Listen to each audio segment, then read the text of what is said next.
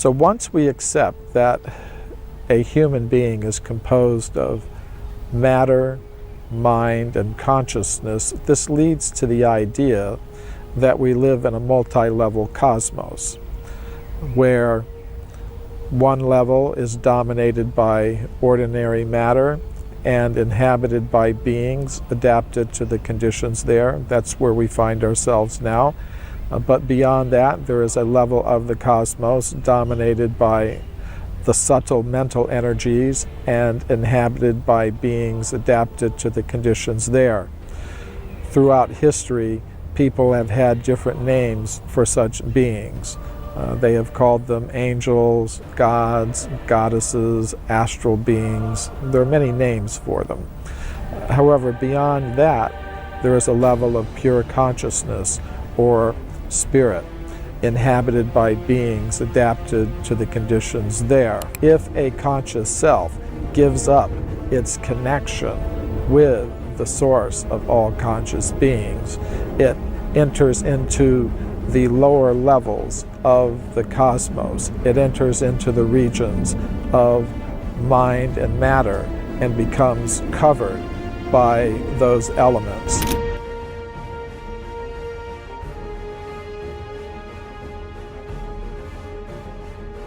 What if humanity is not an ascended species, but rather a fallen one? This question forms the crux of a concept termed human de-evolution, an idea that proposes humans have descended from a more elevated state rather than climbed up the evolutionary ladder. Intriguingly, this notion finds resonance in ancient Hindu texts and is supported by a growing body of evidence that challenges the conventional narrative of Darwinian evolution. The Darwinian paradigm, while widely accepted, has its blind spots. Crémeau highlights how the scientific community often dismisses or ignores evidence that doesn't fit the prevailing narrative. For example, in the 19th century, miners in California's goldfields unearthed human bones and artifacts in geological layers dating back millions of years. Despite meticulous documentation by the chief geologist of California, J.D. Whitney, these findings were relegated to obscurity because they conflicted with the evolutionary timeline. Similarly, Crémeau cites the controversial discoveries at Hueyatlaco in Mexico, where advanced stone tools were dated to approximately 250,000 years ago. Such dates are far older than the accepted timeline for modern humans and were therefore dismissed by mainstream archaeologists. This phenomenon, which Crémeau terms knowledge filtration, ensures that inconvenient data is excluded from scientific discourse, perpetuating an incomplete and possibly erroneous understanding of human history. Human de-evolution suggests that humanity's origins lie not in a gradual ascent from primitive apes, but in a profound descent from beings of higher consciousness and capability. This theory stands in stark contrast to the Darwinian model, which posits a linear progression from simple organisms to complex ones, culminating in Homo sapiens. Instead, de-evolution implies a regression from an advanced mental state to a more materialistic and corporeal existence. Michael A. Crémeau, a prominent proponent of this theory, draws extensively from Vedic literature to substantiate his claims. In his book, Human Devolution, a Vedic alternative to Darwin's theory, Crémeau argues that mainstream science has systematically filtered out evidence that points to extreme human antiquity and our origins as spiritual beings. The Vedas, ancient Hindu scriptures, paint a cosmic picture of humanity's origins, describing humans as powerful entities imbued with advanced mental faculties, a far cry from the modern biological definition of humans as mere aggregates of matter. The Vedic texts, including the Puranas and the Bhagavata Purana, offer a narrative that is both captivating and perplexing. These texts describe cycles of creation and destruction spanning billions of years, during which beings of extraordinary consciousness and power inhabit the cosmos. Human beings, according to this worldview, are not the pinnacle of evolution, but rather spiritual entities entangled in the material world due to karmic influences. For instance, the concept of yugas, or cosmic ages in Hindu philosophy, delineates a progressive decline in spiritual and moral qualities over time. Humanity's current epoch, the Kali Yuga, is considered the nadir of this cycle, characterized by ignorance and materialism.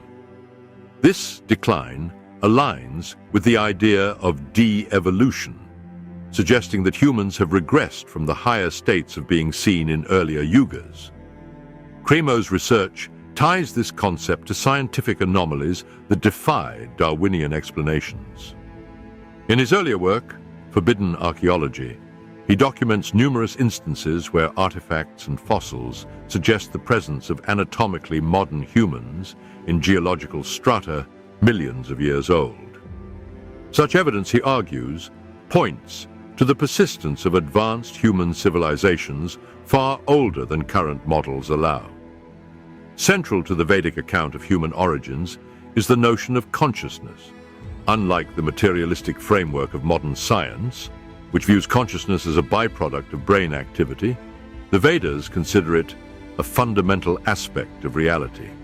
Humans, as conscious beings, are seen as composites of matter, mind, and spirit.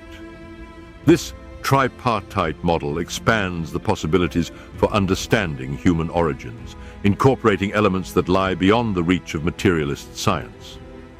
For example, near-death experiences, out-of-body phenomena, and past life memories provide glimpses into a reality where consciousness exists independently of the physical body. Such phenomena, though often dismissed as pseudoscience, have been rigorously studied by researchers like Dr. Ian Stevenson and Dr. Michael Sabom, who found compelling evidence to support their validity. These findings resonate with the Vedic view that consciousness transcends the material body, suggesting a far more complex origin for humanity than Darwinian evolution can account for. The Vedic cosmology elaborates a multi-tiered universe populated by beings ranging from the divine to the demonic. Humans occupy a middle ground, their potential for ascension or descent dictated by their actions and consciousness. This hierarchical structure provides a framework for understanding de-evolution. As beings fall from higher realms of existence, they become enmeshed in the material world, experiencing limitations in both their physical forms and spiritual awareness. The Bhagavata Purana, for instance, describes a gradual entrapment of souls in material existence, driven by desires and ignorance. This entrapment is not irreversible.